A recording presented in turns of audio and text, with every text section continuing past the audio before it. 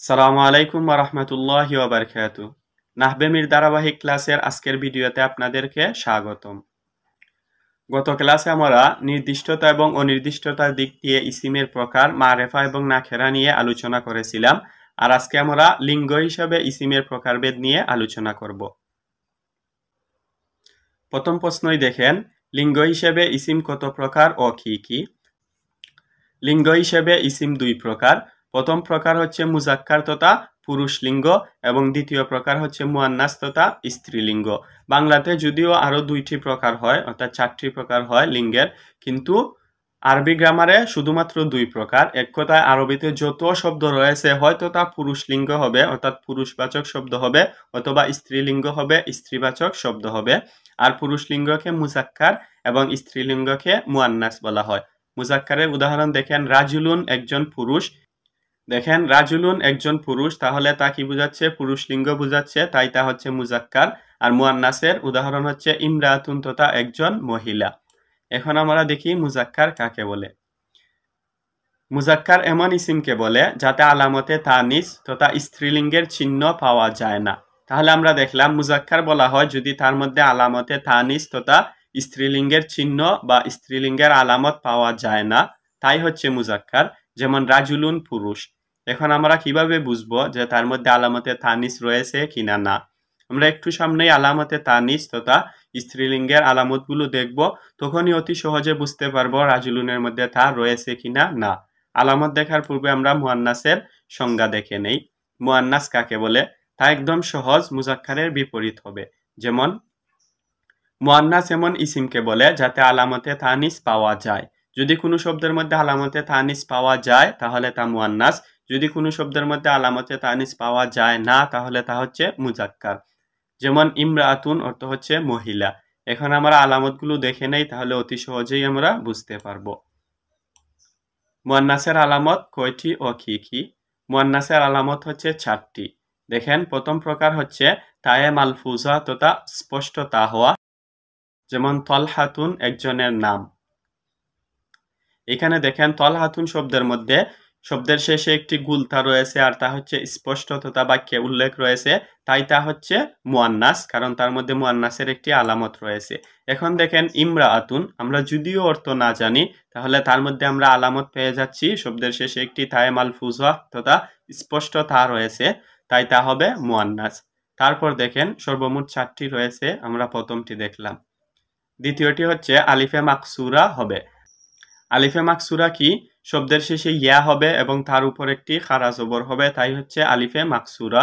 যেমন হুবলা একজন গর্ভবতী মহিলা। দেখেন শব্দের শেষে ইয়া, তার উপর খারা জবর রয়েছে। অথবা আমরা বললাম বুশরা অথবা নুসরা, এগুলো হচ্ছে আলিফে মাকসুরা। তা কিভাবে চিনবেন? সব সময় দেখবেন শব্দের শেষে ইয়া এবং তার উপর একটি খারা জবর রয়েছে। এই শব্দগুলোর অর্থ আপনারা বুঝেন না বুঝেন, পারেন না পারেন, তা কি মুয়ান্নাস। তারপর তৃতীয় প্রকার হচ্ছে আলিফে মামদুদা, দীর্ঘ আলিফ হওয়া। আলিফে মামদুদা কি? তা চিনার উপায় হচ্ছে শব্দের শেষে হামজা হবে এবং তার পূর্বে একটি আলিফ হবে। সব সময় সেম হবে, এইরকম হলেই তা আলিফে মামদুদা। যেমন হামরা উ সুন্দরী মহিলা। আমি আর একটি উদাহরণ দেই, যেমন বাইজা উ, ধরেন আপনারা অর্থ পারেন না, কিন্তু বাইজা উ শব্দের শেষে হামজা, তার পূর্বে আলিফ রয়েছে, তাহলে তা হচ্ছে আলিফে মামদুদা এবং শব্দটি মুয়ান্নাস। তারপর চতুর্থ প্রকার দেখেন তায়ে মুকাদ্দারা, অর্থাৎ উজ্জ্বতা হওয়া। প্রথমটি ছিল স্পষ্টতা, আর এখন হচ্ছে তায়ে মুকাদ্দারা তথা উজ্জ্বতা। যেমন আরদুন অর্থ হচ্ছে পৃথিবী। এই প্রকারটা নির্ণয় করা একটু কঠিন তুলনামূলক, কিন্তু এইরকম শব্দ খুব কমই পাওয়া যায়। প্রথম তিন প্রকার দিয়েই আমরা প্রায় সবগুলো শব্দরই মুজাক্কার মুয়ান্নাস নির্ণয় করতে পারবো। আরদুন অর্থ হচ্ছে পৃথিবী, আর তা হচ্ছে মুয়ান্নাস, তার মধ্যে একটি তা লুকায়িত রয়েছে। আমরা এর পরের প্রশ্ন দেখলেই তা বুঝতে পারবো। দেখেন আরদুন মূলত কি ছিল?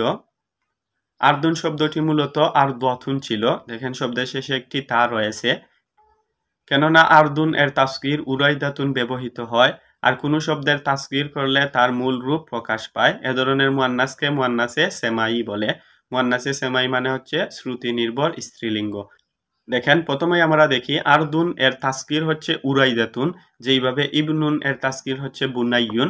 আমরা যদি তাজকির করার পর দেখি তার শেষে একটি গুলতা রয়েছে, তাহলে আমরা মনে মনে বুঝবো যে এই শব্দের মধ্যে একটি তায়ে মুকাদ্দারা রয়েছে আর তা মুয়ান্নাস হবে।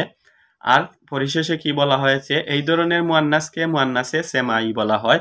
মুয়ান্নাস হচ্ছে কিছু কিছু আলামত সহ, আবার কিছু মুয়ান্নাস রয়েছে মুয়ান্নাসে সেমাই অর্থাৎ শ্রুতি নির্ভর স্ত্রীলিঙ্গ। আরবরা এইরকম শব্দকে মুয়ান্নাস হিসেবে ব্যবহার করে, আর এই কারণে আমরাও এইগুলোকে মুয়ান্নাস হিসেবে ধরতেছি, তাই হচ্ছে মুয়ান্নাসে সেমাই। তারপর দেখেন মুয়ান্নাস কয় প্রকার ও কি কি। আমরা দেখি মুয়ান্নাসের প্রকারভেদ। মুয়ান্নাস দুই প্রকার। প্রথম প্রকার হচ্ছে মুয়ান্নাসে হাকিকি তথা প্রকৃত স্ত্রীলিঙ্গ, আর দ্বিতীয় প্রকার হচ্ছে মুয়ান্নাসে গায়রে হাকিকি বা মুয়ান্নাসে লফজি তথা শব্দগত স্ত্রীলিঙ্গ। এখন আমরা উভয় প্রকারেরই বিস্তারিত উদাহরণ ও সংজ্ঞা দেখি। প্রথমেই হচ্ছে মুয়ান্নাসে হাকিকি কাকে বলে। মুয়ান্নাসে হাকিকি ওই মুয়ান্নাসকে বলে যার বিপরীতে কোনো পুরুষ জীব পাওয়া যায়। এমন শব্দ যদি তা মুয়ান্নাস হয় এবং তার বিপরীতে মুজাক্কার শব্দ থাকে, তাহলে তা হচ্ছে মুয়ান্নাসে হাকিকি বা প্রকৃত স্ত্রীলিঙ্গ। উদাহরণ দেখেন, ইমরাআতুন শব্দটি একটি মুয়ান্নাস তথা স্ত্রীবাচক শব্দ, আর তার বিপরীতে রাজুলুন রয়েছে, তাহলে বিপরীতে আমরা পুরুষবাচক শব্দ পেলাম। ইমরাতুন হচ্ছে মুয়ান্নাসে হাকিকি। সেমভাবে না কাতুন অর্থ হচ্ছে উষ্টি, এর বিপরীতে জামালুন উট পাওয়া যায়, তাহলে না কাতুনের বিপরীতে একটি পুরুষবাচক শব্দ রয়েছে, তা হচ্ছে মুয়ান্নাসে হাকিকি। এখন আপনাদের কাছে মুয়ান্নাসে গায়রে হাকিকি বা মুয়ান্নাসে লফজি অত্যন্ত ক্লিয়ার। আশা করি যদি মুয়ান্নাসে হাকিকির সংজ্ঞাটি বুঝে থাকেন। কি হবে যদি বিপরীতে পুরুষ জীব না থাকে, তাই হচ্ছে মুয়ান্নাসে গায়রে হাকিকি। আমরা কিতাব থেকে দেখে নেই মুয়ান্নাসে লফজি কাকে বলে। মুয়ান্নাসে লফজি ওই মুয়ান্নাসকে বলে যার বিপরীতে কোনো পুরুষ জীব পাওয়া যায় না। উদাহরণ দেখেন, যেমন জুলমাতুন অর্থ হচ্ছে অন্ধকার এবং কুওয়াতুন অর্থ হচ্ছে শক্তি। যেহেতু উভয় শব্দের শেষে স্পষ্ট তা রয়েছে, তাই তা হচ্ছে মুয়ান্নাস। কিন্তু এরকম না যে জুলমাতুন মানে হচ্ছে স্ত্রীবাচক অন্ধকার আর তার বিপরীতে কোনো পুরুষবাচক অন্ধকার লাগবে, বরং এই শব্দ সবসময় মুয়ান্নাসের ক্ষেত্রে ব্যবহৃত হয়। জুলমাতুন, কুওয়াতুন বা এরকম যা রয়েছে, কিন্তু তার বিপরীতে কোনো পুরুষবাচক শব্দ নেই, আর তা হচ্ছে মুয়ান্নাসে লফজি বা মুয়ান্নাসে গায়রে হাকিকি।